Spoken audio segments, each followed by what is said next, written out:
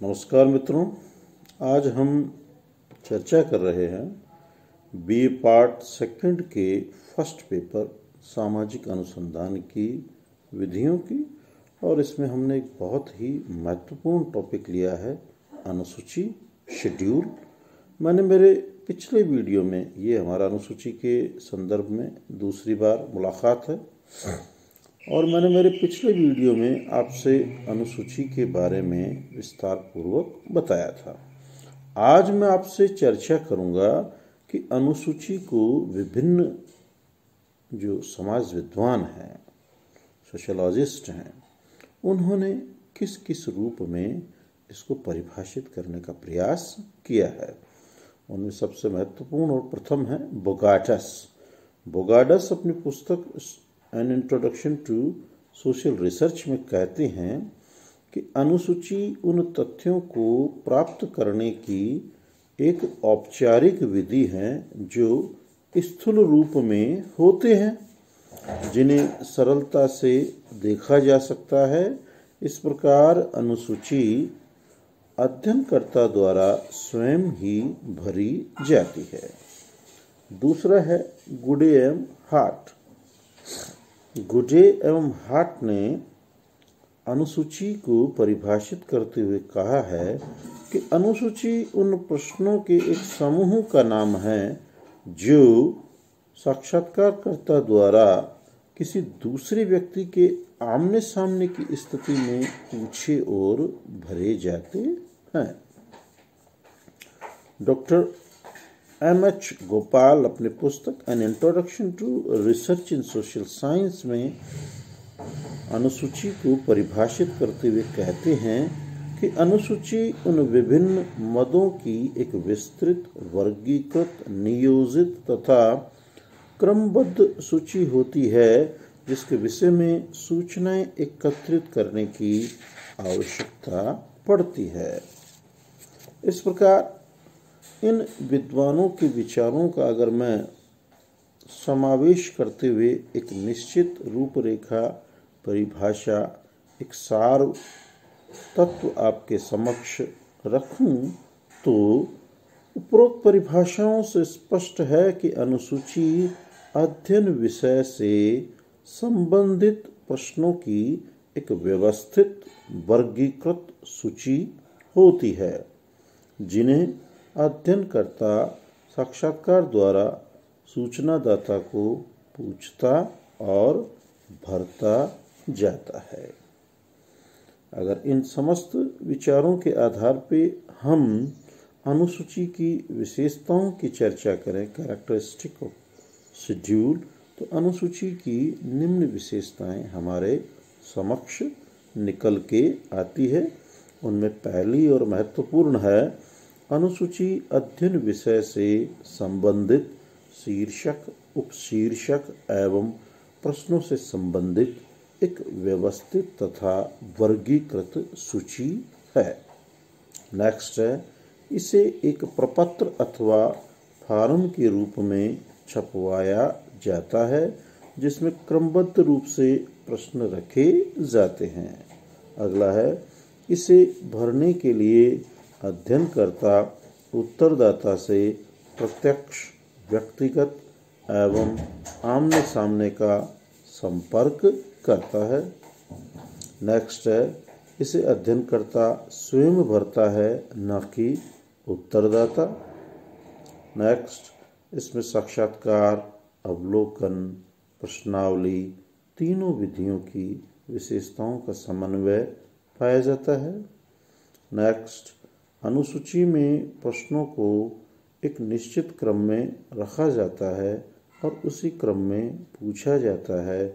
उनमें क्रम परिवर्तन की छूट नहीं होती। अगला है, इसमें घटनाओं का अवलोकन भी होता है।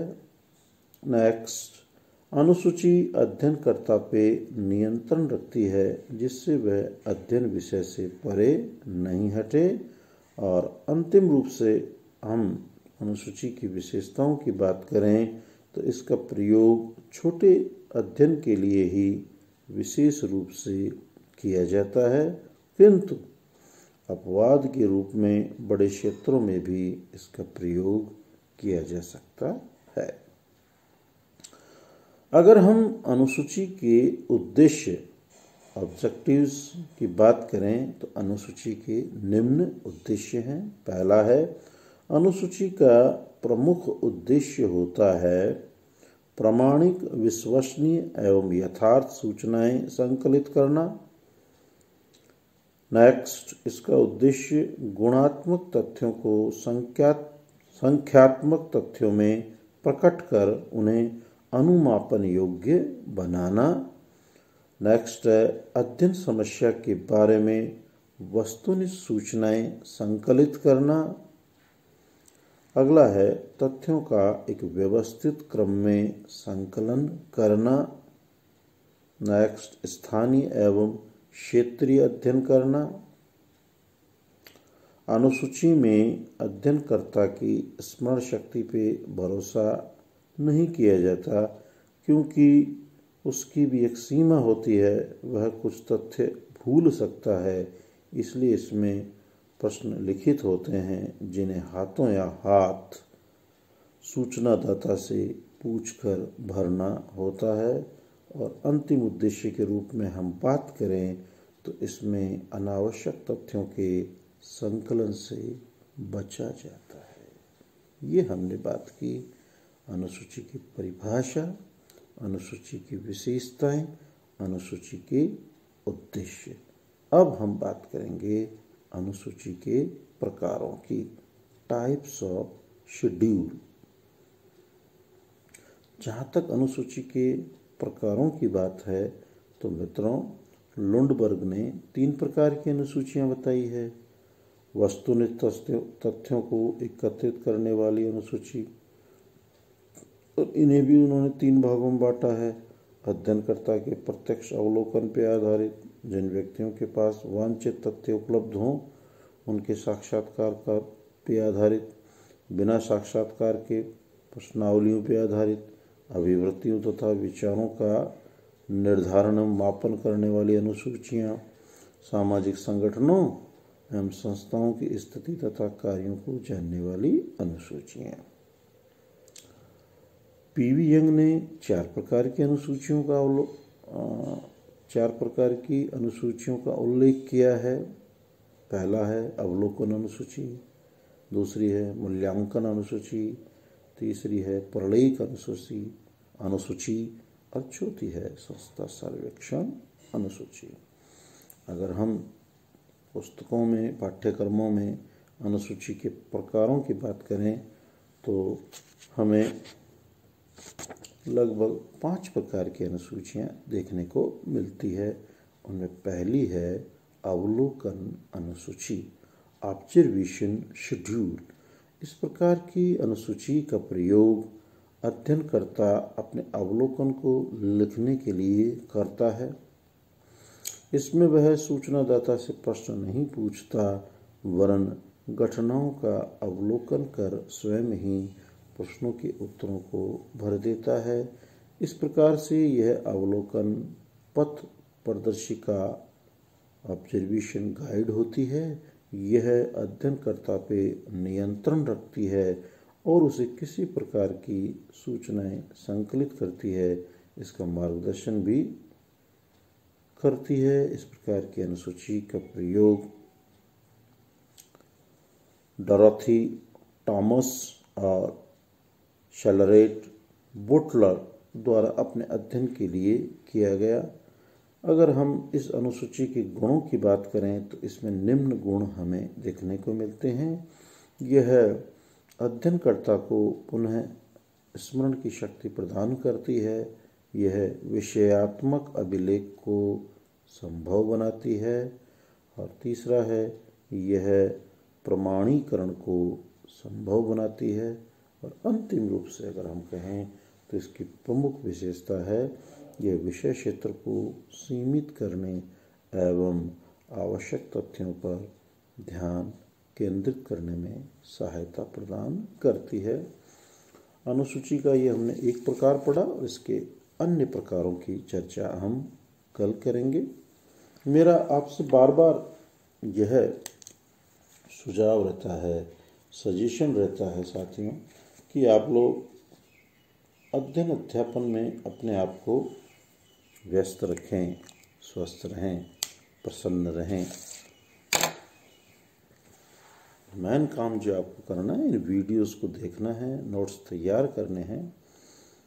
सरकार की गाइडलाइनों में अभी बीए पार्ट 3 को महाविद्यालय में अपनी बारी के अनुसार आने की स्वीकृति मिली है।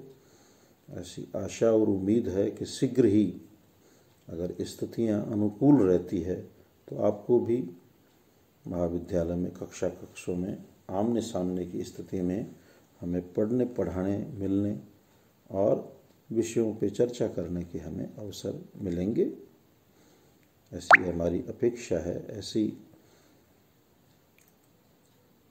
अगर स्थितियां अनुकूल रही तो शीघ्र ही शायद ऐसा होना चाहिए, ऐसी हम सोच सकते हैं।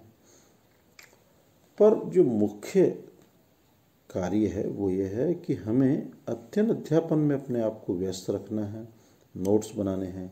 अपने वे साथी जिनके पास स्मार्टफोन नहीं है, कहीं नेटवर्क की प्रॉब्लम है, तो उन्हें किसी भी अन्य माध्यम से उनके पास आप ये नोट्स पहुंचाएं, उन तक ये सब चीज़ें पहुँचे। कैसे भी आप अपने, जैसे हमने मान लीजिए आपको वीडियो बनाया, आपने उसके नोट्स बना लिए, अब अपने साथी को आप किसी भी माध्यम से ये प्रेषित अवश्य करें। ये कोई बचना नहीं चाहिए, हर साथी तक, हर विद्यार्थी तक पहुँचे ये हमारे नोट्स। और जिन तक ये स्मार्टफोन हैं, सब चीज़ें हैं, बहुसंख्यक के पास हैं हालांकि आज समाज में, तो इन्हें आप नोट्स को लाइक करें, सब्सक्राइब करें, कमेंट्स करें। आपकी जो भी समस्या है, जिज्ञासा है, जहाँ भी आपको कोई पेचीदगी होती है, उनकी आप चर्चा करें।